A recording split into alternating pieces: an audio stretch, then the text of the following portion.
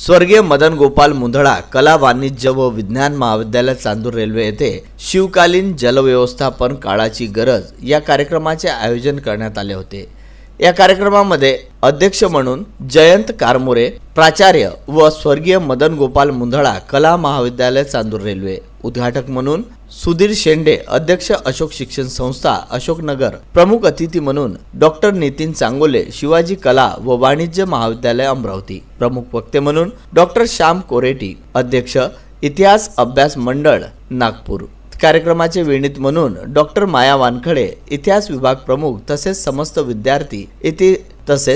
विद्यार्थी इतिहास विभाग व स्वर्गीय मदन गोपाल मुंदडा महाविद्यालय येथील प्राचार्य उपस्थित होते। यावेळी उपस्थित विद्यार्थ्यांना मार्गदर्शनही करण्यात आलं। चांदूर रेल्वे येथून राजू शिवणकर यांचा हा वृत्तांत।